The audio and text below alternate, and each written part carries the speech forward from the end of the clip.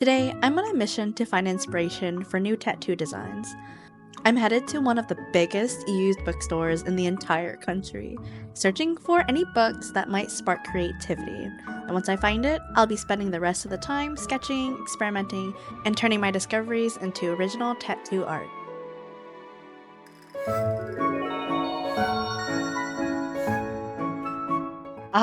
So just to catch you guys up, I just want to address the obvious. In this video, yes, you'll see me walking around, but if you've been here for a little bit or follow me on my socials, you'll know that I recently broke my leg and I can't walk right now. I actually filmed the bookstore part right before my accident, and that really put a damper on the whole flow of this video. But now that I am recovering, I finally have the time to sit down and actually turn that inspiration into tattoo designs. So yeah, let's jump in, starting with one of my new favorite cozy cafe spots.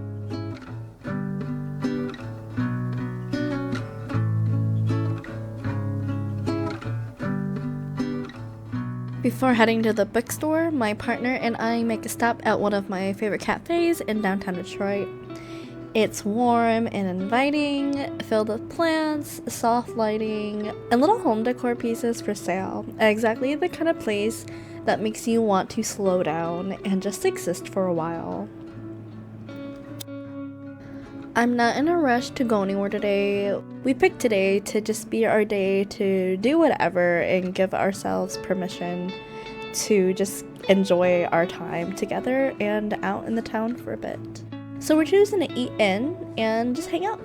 It's been a while since I just sat in a cafe with no real agenda and not just sitting, eating my lunch to hurry up and go somewhere. No errands to run, no deadlines looming, just good food, good company, and a moment to breathe. I brought my sketchbook with me just in case a moment strikes, and that moment is now. It's striking. I don't have a plan. I'm just doodling whatever comes to mind. Random shapes, little creatures, patterns, don't mean anything, whatever. I find that this method of drawing helps me keep my creative juices flowing with no pressure, no expectations, just a pen to paper to see what happens. I really love taking these little moments to slow down. Life's been so chaotic lately, and if there's one thing that I've learned present day, it's that if I don't take time to pause, my body will force me to. So I am trying to be better about slowing down before stress kills me. Kind of joking, kind of not. Anyways, after we finish up, it's time for the real adventure. John King's used and rare books. I've been looking forward to this all week, and I am about to get lost in there for hours.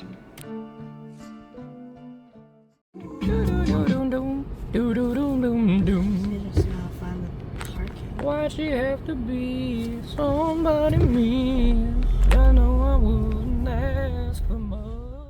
Alright. It is John King used and rare books. If you're from Detroit, you already know, but if you're not, let me put you on. John King is the largest bookstore in all of Michigan, but it's also consistently ranked in the top 5 of used bookstores in the US, and it's one of the most famous independent bookstores in the entire country. And let me tell you, this place is huge. The building used to be an old glove factory, and it has been repurposed into this humongous bookstore. If you love books, oh my gosh, you're in heaven. I only had one goal in my visit today, and that was to find some art books to draw inspiration from. What I find lacking at big chain bookstores, or most bookstores in general, is art books. So I would love to see what this place has to offer. My main criteria for the books I buy today are: 1, it has to have a ton of pages of 2D art. It doesn't have to be exclusively a picture book, but the more art than words, the better. And then 2, the art in it should be in a style that somewhat resembles my vibe and taste, because ultimately I want to use these books as inspiration and to use as a study. Surprisingly, they had a good-sized art section with a ton of books on all kinds of mediums too, which was like actually a shocker. They had stuff like watercolor, acrylic, oil, pastels. They had typography, sculptures, woodworking, architecture, textiles, whatever, and more. I literally spent like an hour just in this one section looking through books one by one. There is no computerized sorting, so everything is everywhere, but it is categorized on the subject matter. You could literally spend your entire day here, no joke. Let's just take a minute to just appreciate some of these books as I look through it with you.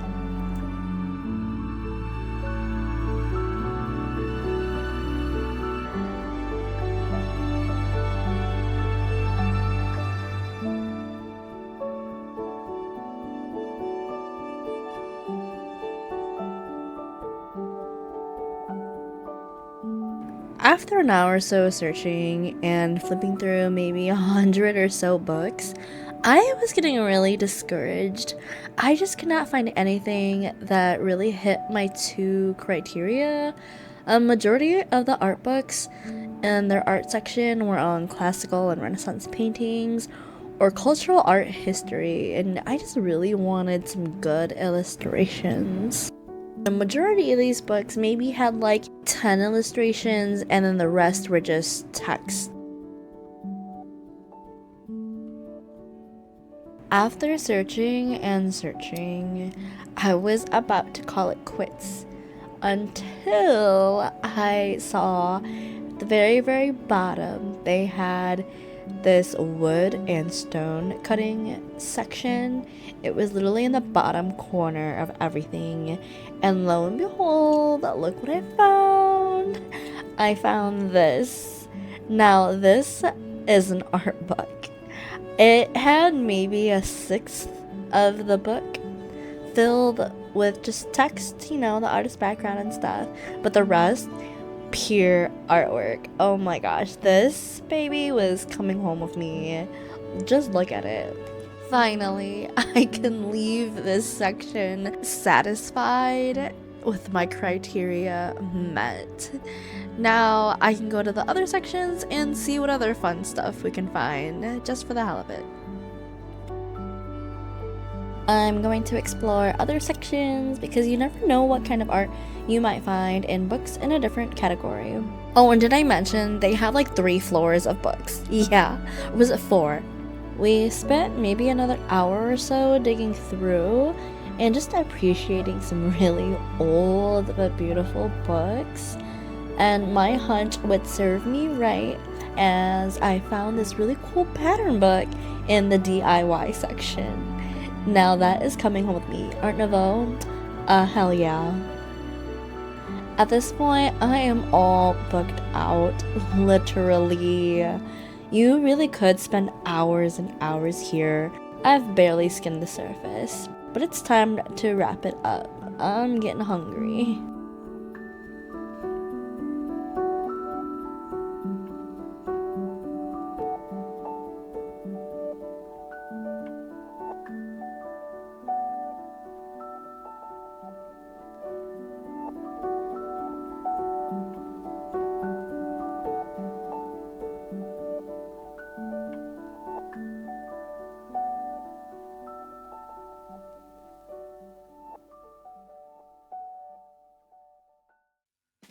Alright, so yeah, I got the 2 books. Everything was fairly cheap. Hence like the used bookstore. But I'm like just really happy that they aren't kind of like those vintage stores where they kind of like upcharge everything because it's vintage. No, I feel like everything here is reasonably priced. I'm not buying like a super rare one-of-a-kind book that there's only one in the world that's gonna be like $10,000. No, I just, you know, these books that I got, they're probably mass produced and they're not terribly old. They're old, but not like 100 years old or anything. I'm really happy with my little haul. I'm trying to be more conscious about what I purchase moving forward. I feel like our purchasing power is so powerful. I feel like consciously consuming is an act of resilience and resistance at the same time, and I really want to be more mindful about where I'm putting my money, who I'm supporting, what businesses I'm supporting. So I'm really glad that I was able to support a local small business. I think this weird overconsumption thing happening all over social media is kind of gross. Is it even a trend, or is it just the new way of life? I really hope it's not the new way of life. I know it is for like a lot of people, and I really just hope that young people aren't skewed into thinking like that is the norm, especially like think like if you're a teenager and you see overconsumption is just the norm on social media. I don't know, I just feel like that's very damaging, not just for the young ones, but I mean even just everybody and anybody at any age. And I really don't want to have to be a part of that. I think that we need to practice coming from a place of gratitude more versus a place of lack, because I think if we all looked a little bit more closely at our situation, you would mostly find that you have so much more than you think. So yeah, sorry, just wisdom of the day. Let's get to our books. First item is this Art Nouveau borders. What? Okay, so this isn't actually like a book. It's like meant to just be like a pattern book. Look at this. Oh, look at this.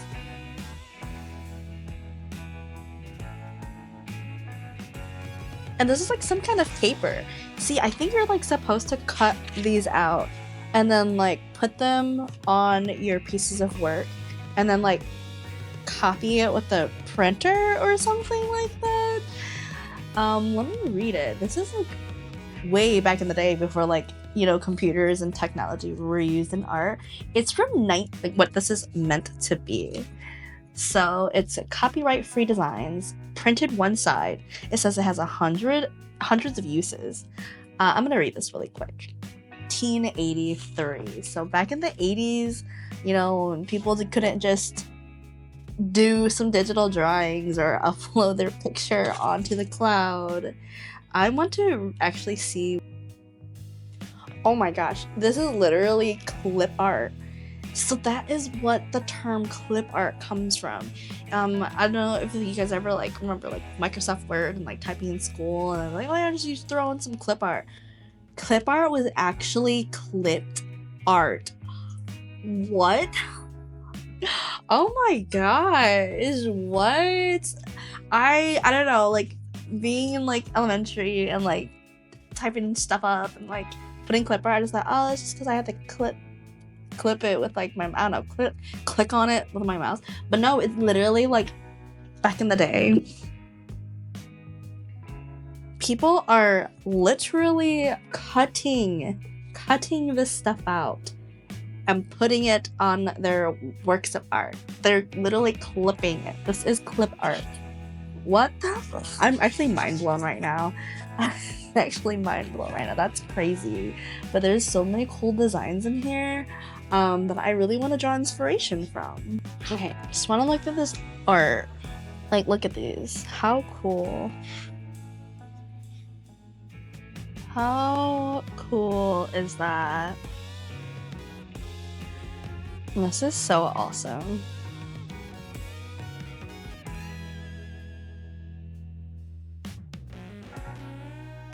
I don't know, man, if you can find them, but they literally say other books available in this series. Damn, back in the day when it was $4.50 for a book. For inflation, me paying $5 for this is actually amazing. Like, what? Wow. Okay, guys. And then now for the last and final book, which is probably arguably like my favorite book. Look at the cover. Oh, Reynolds Stone engravings. So I had no idea who Reynolds Stone was when I first picked up this book, but once I flipped through the pages, I just knew that this book was coming home with me. Like, look at these. What?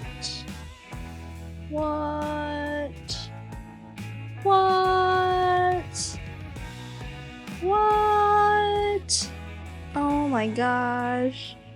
That is so up my alley. The work in here is so stunning, so dark, so intricate, incredibly detailed. It's so line heavy with this raw texture quality. You probably could tell why I immediately felt like this was the perfect fit. After doing a little research, I learned that Reynolds Stone was a British engraver. Reynolds Stone was a British engraver, typographer, and letter cutter. His work is literally everywhere. He's designed the typeface for literally the British royal coat of arms, like what? Bookplates for famous writers, and even the British currency. But what really drew me in was his engraving style. It's so precise, but also deeply atmospheric. Like, hold a minute, look at this. Oh my god, I am like so obsessed. So in love. Oh my gosh. This was like literally my favorite find ever. I'm so excited for it. And I can already tell it's going to influence a lot of my work moving forward. I cannot wait to draw inspiration from this. Oh, wow. Look. Oh, that's so crazy. What? Wow, look at that. It is so cool, guys. I'm obsessed. Oh my gosh. Okay, so I have really limited desk space right now just because the way I have to prop up my foot.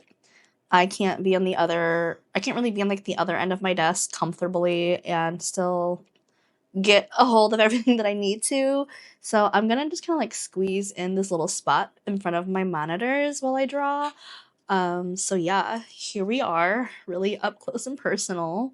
I'm gonna do a few designs from this book first. For today, I am just going to be using my Sakura Micron pens. I think I really want to do something like this, and even like something like this, and kind of like have it soup. I think even like this right here would look really cool, really like anywhere on the body. We are gonna start off with this guy. I really like the use of like the negative space they have. I feel like even though like because there is a lot of black, the negative space really breaks the design up to make it readable, which is very important. So the use of negative space in tattooing can be such a powerful method to create contrast and just to maintain readability. Now, if you see here, this drawing, it's not that big. It's probably only palm size.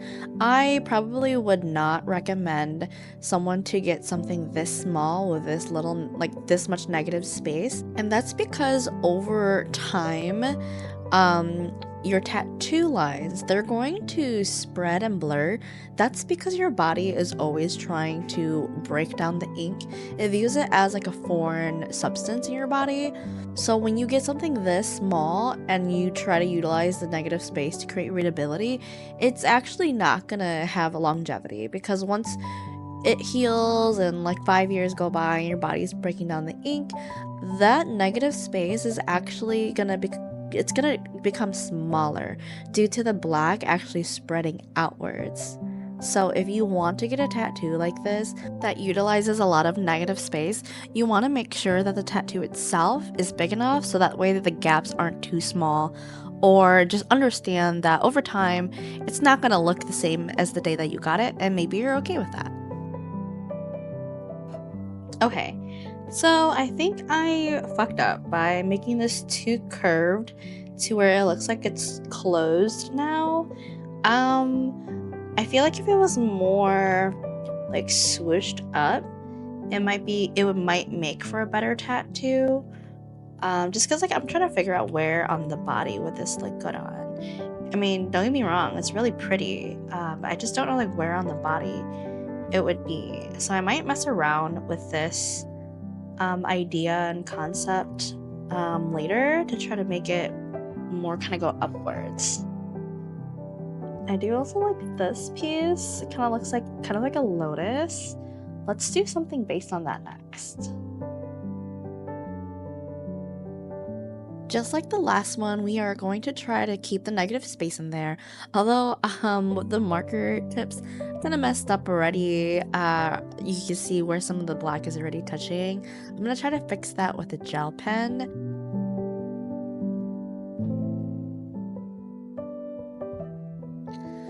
I really like how this one is turning out. I feel like this could really go anywhere on the body and it would look pretty good. To fix the parts where like the black is touching, I'm just gonna use my jelly roll gel pen. This is my preferred one. It's not, I feel like there's gotta be something out there that's better, but so far I use this one because out of all the things that I've tried, it has worked the best, but it doesn't work greatly. Because like, yes, like you see how like I can put like the white there, but it's not like super opaque, and like the metal tip of the pen, it kind of leaves like a streak. You can't really tell, but I felt like a little white right here, but you probably can't tell on camera, but there is a little streak from the metal point pen. Okay, so the next design I found in this book, like, look at this. Look how cute. They look like, I don't even know, but they remind me of like the little bleeding hearts.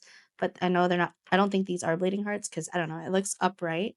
But I think like this would be like so cute as like a tattoo or something. I'm gonna draw one of these. Here, I also kind of want to like draw the stem so I kind of know what I'm doing and where I'm going. Realistically, I could be sketching this all out. I don't know. I'm not trying to seek perfection. I could like sketch it out and really plan out what I want to do, but right now I'm just playing. So I'm just gonna go ahead and just start doing.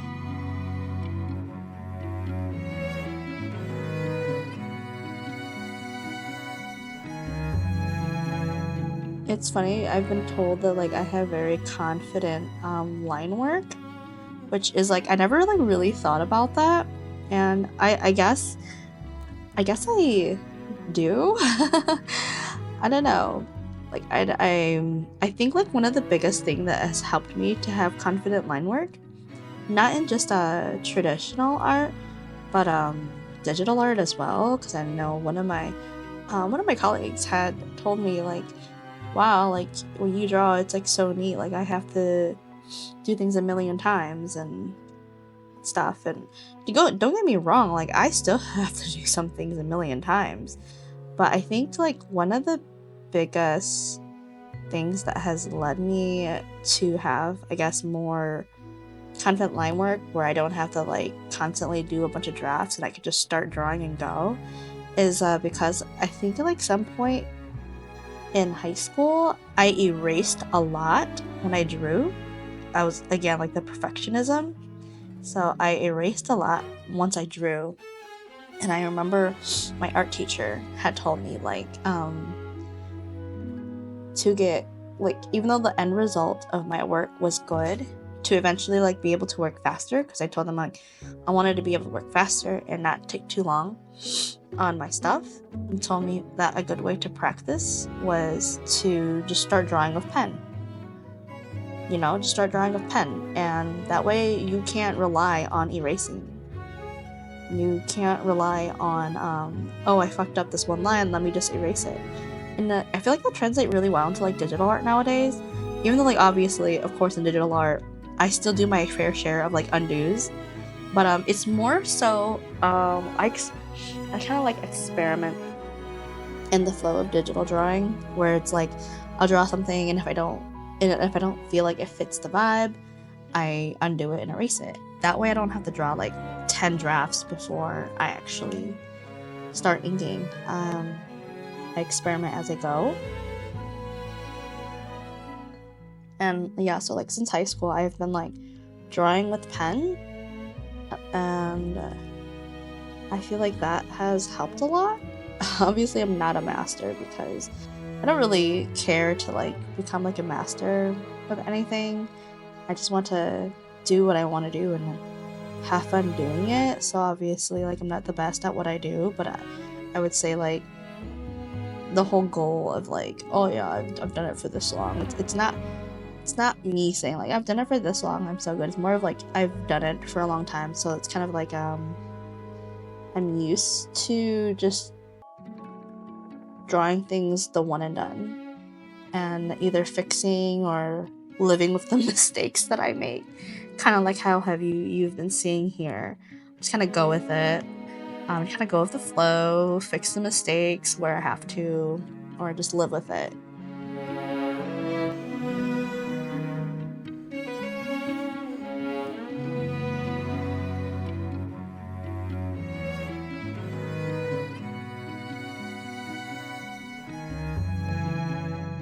Okay, so yeah, we're done.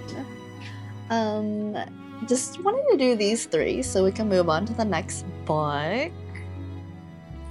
Here they are close up. We have the lotus, which I think would be so cute really anywhere. And then the whole little flower bushel we started out with. Again, I'm still trying to think like where it would go good on the body.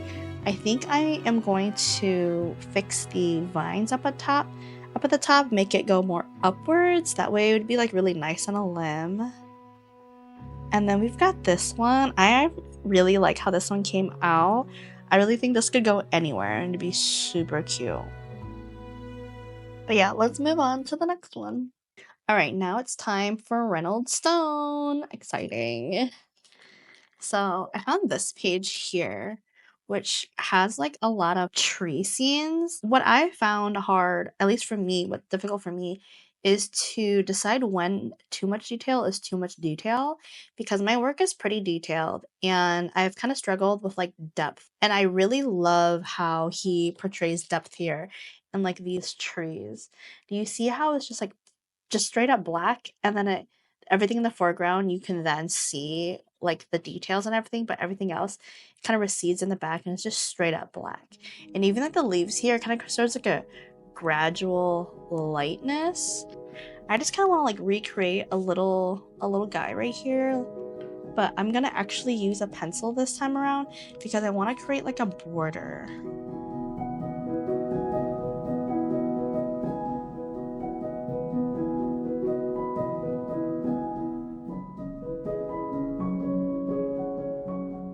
Tree 1. It's so small. I hope you can see it. I know I should be drawing bigger, but I want to do this quickly because I just try to get all these drawings done in one sitting, and I really don't want to have to do a bunch.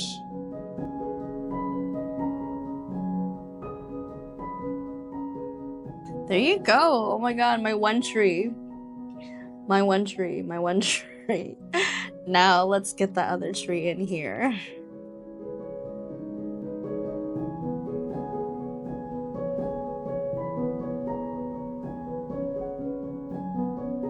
Okay, look at that. Here is my little drawing that took, I don't know, like 25 minutes to do because it's so detailed. Yeah, the little leaves were actually really cool. I'm not really sure if the lighting on it is correct. But you know, it's pen, so, well, it's marker, so whatever mistakes we do have, we're just gonna live with it. Let me try to make it more.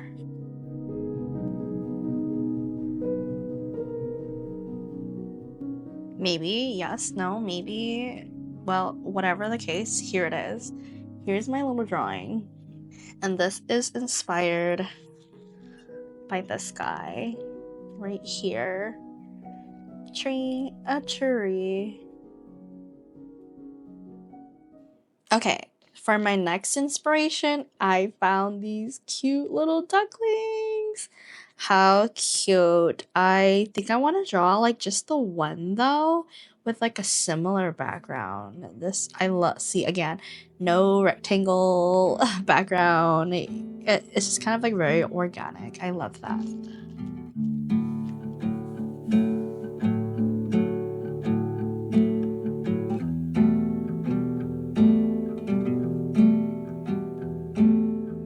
Looks like a duck. I guess. I'm not really happy with how I did the beak, but it is whatever. I'm trying to think, how do I want the background? Maybe I'll just like a weird circle-ish? So the goal of this natural border is so that we don't need like harsh lines. I just kind of want to create a tiny little atmospheric moment of this little guy. As far as the grass behind him, so the closer it is to the duck, I want it to just be black, so that way it has a nice contrast. I'm trying to practice depth with this. Although I think I did too much black now. I think I should have brought in the white leaves a little closer in, but it is what it is. I might fix it later. Now that's really all I'm going to do today. I'm gonna call it a day for drawing. I did 5 little drawings and I'm kind of pooped out for the day. I think I do want to, I might refine some of these though digitally to make it more tattooable.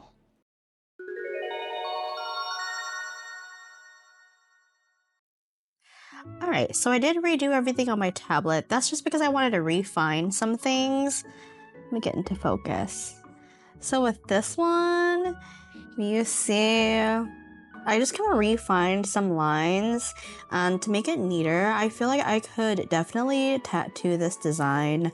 The negative space, I made it wide enough to where it's not too close together, but again, I would, for something like this, it would have to be at least like palm hand size, not like teeny tiny. And then for this one, actually, look at, I'm actually really happy with how this one turned out. This is the lotus design. I just felt like adding in some lines for the leafery. I could just fill it in solid black, but I don't know, maybe I will offer that to people as an option. And then here is the other one that was super clustered and black. So I don't think this would be a good tattoo at all, just because it's so busy, unless like you were to get it like really, really big, then possibly. But I got a little carried away and colored it in actually. I think I'm gonna make this into like a border for a cute text little imagery. And then for the duck, here's the duck. So I think for a tattoo, the whole bushel background, because here, let me show you. See, like this, it would have been like way too busy for me. I think I erased the rock details somewhere, but there was rock details. But I think like if it was like this as a tattoo, I would not do it just because it's way too busy. And over the years, it's just gonna look like a big old blob, and I really don't want that. So I was like messing around with like how I might want it, like maybe a background or something, but ultimately this is what I came up with. Very simple. I actually really think this would be so cute, like on, I don't know, just on your limb or somewhere. I really love this. I did still take inspiration for the water. But instead of like a reflection for the water, it's just gonna be like a nice little ripple effect. And then little Mr. Duck here. And we'll just do a quick before and after. If you see here, you can compare the two. My first draft where I did it with pen marker, and then the digital draft where I went in and refined things and I got to really experiment. And even for the other side, I definitely cleaned it up, but if you notice the one that I hand drew, it just seems more textured and raw versus the one I did digitally. But then again, the one I did digitally is meant to be very neat, so I can tattoo it very crisply. Is that a word? I don't know. But here's the duck, hand-drawn. Not as refined. And now, see the duck here? I got to do some precise details. We're over here where I was just like quick sketching. It's just kind of like a little messy, of course, but where I did mess up with the marker, I was able to refine over here. This whole experience reminded me why I love searching for inspiration in unexpected places. Finding Reynolds stone engravings felt like uncovering a hidden gem, and getting to translate that inspiration into my own tattoo designs was such a fun challenge. I'd love to do more videos like this, exploring, discovering, and creating. Let me know in the comments if you enjoyed this and where I should go next for more inspiration. And if you haven't already, don't forget to like and subscribe for more art, tattoos, and creative adventures. See ya in the next one.